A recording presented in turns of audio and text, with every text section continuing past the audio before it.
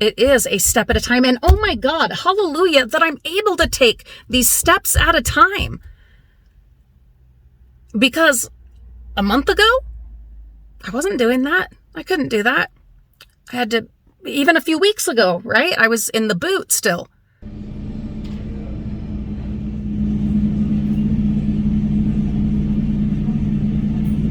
The ice, it's the best part.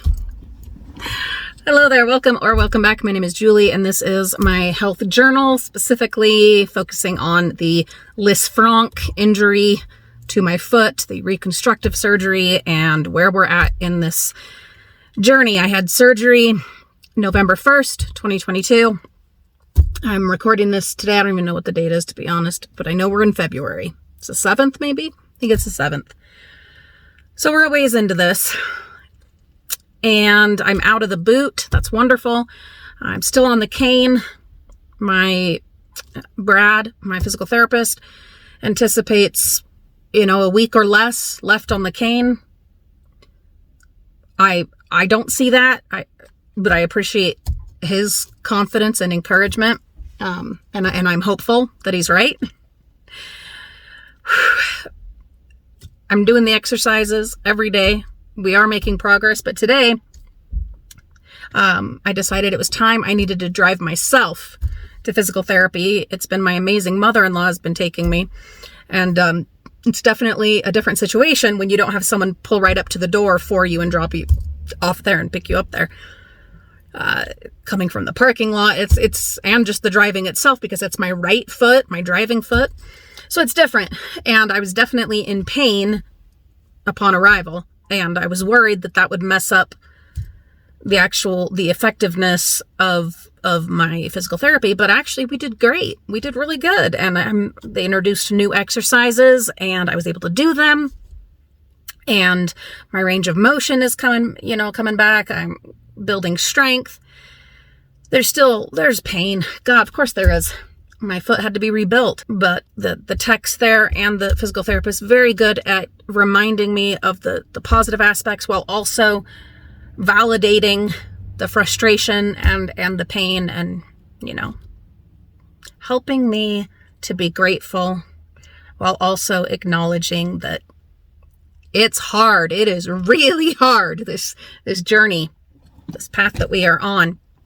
One of the things that has been incredibly frustrating, but I'll talk about this more in my digestive health journal, is I'm dealing so much now, a recurrence of whatever the hell is going on with my guts. I had surgery this last summer, had my ovaries removed. They were the last of what I had in there of reproductive parts, and had all this bad stuff scraped out of my guts.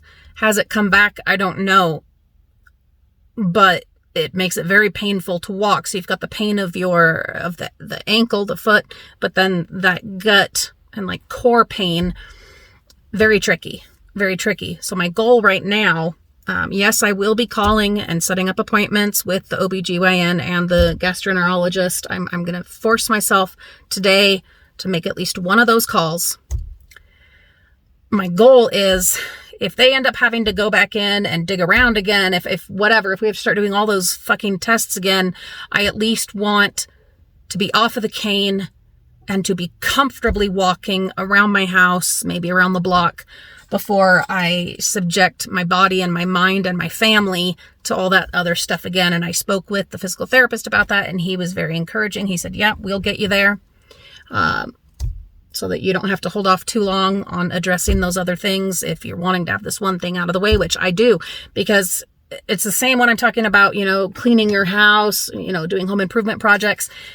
You don't want to be doing all the projects at one time, especially if you're doing them on your own. If you have a whole crew that comes in and does it, well, that's a different story. But I think even they come in like phases. I know, I have a relative that's an electrician, and they go in at different times. You're not having the person doing the plumbing necessarily at the same time as the person doing the electricity. So I think it's important in your home, in that way, in your job, and in your physical and mental emotional health, to do things at the right time and in phases, and not have the whole house under construction at once, or demoing or renovating, whatever. So my plan, and like I said, I spoke with the physical therapist and he's on board and very encouraging. My plan is, let's get my foot and my ankle strong. Let's get to a point where I feel comfortable. Obviously not, walking miles and miles. That's fine. Not hiking yet. That's fine. But get those strong and where I'm not in that pain anymore in my foot and ankle before we address this other stuff. I'll talk more in a different journal, but yeah, I'm altering my diet and changing some of that. One of the things that is really hard, I've mentioned many times, I have a long history of an eating disorder. I continue to struggle with that every day of my life. And one of the ways that the eating disorder gets into your brain, it uses a bit of truth. And then, of course, blows it up into something else and twists and turns it for its own purposes. But this bit of truth is that if the extra weight wasn't there, my foot and ankle would heal faster. It makes sense to me. It makes sense that without having to carry that extra weight, yeah, we'd heal faster. Because the foot is already it has all this work to do. My foot and ankle, they have all this work to regrow and build, and then also have this mountain on top of it, and so my brain, that distorted part, that disordered thought process comes in and says, yeah, you got to get that weight off so that you can fix your foot. And it really starts messing with my mind. And then to have the gut problem on top of that, what I'm saying is I'm in a big struggle with disordered thoughts. I know, not all of you are familiar with eating disorders and what goes along with all that and how tricky it is. It's a mental disease. It's a disorder. And same as if you're, an alcoholic, a drug addict, you are for the rest of your life. Whether or not you're sober, you still fight that battle every day. And I've been hospitalized for it many times. I've been in treatment and therapy and everything, years and years and years. But it never 100% goes away. And when life gets stressful, the eating disorder, a lot of it, yeah, sure, it's about your weight, it's about your physical appearance, whatever. But what I don't think a lot of people understand is that it's more than that. A bigger part of it is that it is a coping mechanism. It is a stress relief tool. And I'm not going to go too much more into that, not right now anyway, because I don't think I'm in a place to do that right now. But it is a stress relief kind of thing. And I'm a little bit stressed right now. And so the mind, that disordered part says, let's move this along faster so your foot gets better, so you're less stressed, so whatever. And the reality is, no, that's not going to help me at all. It's not going to relieve the stress, not long term anyway. And it's only going to compound the problem and make it worse. That's all it's going to do. But it's a fight that I'm having. Before this foot thing, I had been in recovery for a couple of years, and I would have this fight in my brain, once or twice a month. Now it's every day and almost all day that this is going through my head. It's frustrating, but I feel like if we can talk about it, if I can put it out here on this beautiful little platform, this little safe room that we have, acknowledging it, not trying to hide it, I think is a good idea. I think it will help me to fight it. And if you have any experience with an eating disorder yourself or your family or loved ones, then you'll know what a nasty, destructive, horrible thing it is to try to fight. But especially when there's other stressors going on in your life. So all of that's going on. But I will tell you, we're making progress on my foot without I'm saying this as much for you as for me.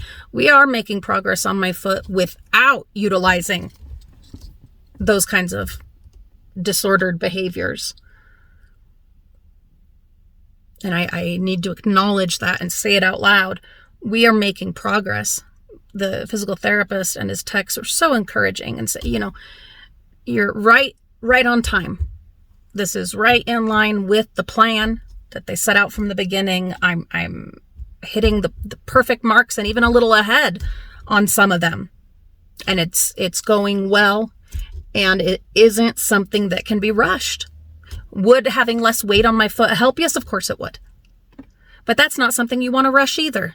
We have to take this stuff a step at a time. And if you're still watching, please put that in the comments. A step at a time. Any kind of progress, any kind of recovery, any of that, especially after a major injury, it needs to be a step at a time and not big, giant, crazy steps. I feel like I'm 90 years old shuffling along with my cane, and it's uncomfortable and it's awkward and it makes you feel very self-conscious. But that's the reality right now. It is a step at a time. And oh my God, hallelujah, that I'm able to take these steps at a time. Because a month ago, I wasn't doing that. I couldn't do that. I had to, even a few weeks ago, right? I was in the boot still. Progress is happening. It's just hard when you're in the middle of it to see and to focus on that progress. If you look at it from a distance, if you're able to be disconnected from it, you can see the bigger picture and you can see, oh, look how far you've come. And the physical therapist reminded me of that. He's like, well, look, we're coming from all the way back in June to get to this point, And I needed to hear that, and I needed to think about it and embrace it so that I could come to a place of positivity and optimism and say, yeah, geez, we've really made progress. It is coming along. It's slow. God, it's slow. But it is coming along. I was able to drive myself to physical therapy. I was able, with great pain, to get in there and to do the work and to add more exercises on, and then to get back to my car. And I was slower getting back to my car than going in, but I feel like I was in less pain the walk back to my car, because he's reteaching me how to walk. I am relearning how to walk appropriately and in the best way for my foot in its current condition. Learning again to walk. It's weird. It's a weird thing. But I feel like, the walk back out, it was slower. It was definitely slower. And my steps were much smaller. I know there's some kind of metaphor in here somewhere, a nugget maybe that we can pull from this.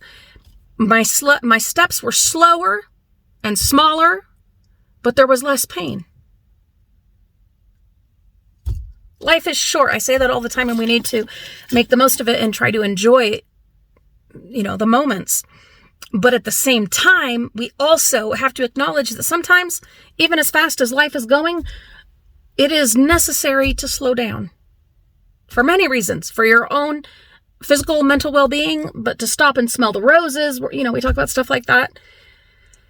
And sometimes for life to be better, you have to slow down. You just have to slow down. And that's what I'm working on right now, is slowing down and being okay with it. I'm working on that. I'm working on a lot of things right now in my mind and everything, and obviously my body. And I appreciate you guys being along for that, for this adventure, and for being so supportive, and for sharing your own struggles and journeys and stories and the things that you're going through. It is so helpful knowing that I'm not alone. I'm in there in physical therapy, and there's a kid that's a third of my age in there, learning to walk again, working his foot again. A lot of times we can't help but ask, why me? Why me? But I think the better question is, why not me? There's this young kid in there, working on learning to walk again. Why him? He's a young kid. So why not us? Let's try to make the best of it. Whatever crappy situation, the hand we were dealt, we're not any more important than anybody else.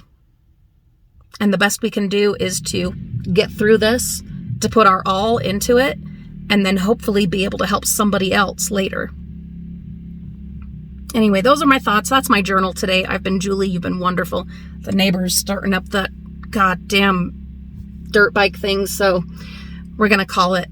Anyway, I've got more to update you on and stuff like that, but I need to go have some coffee, and we'll talk again soon. Take care.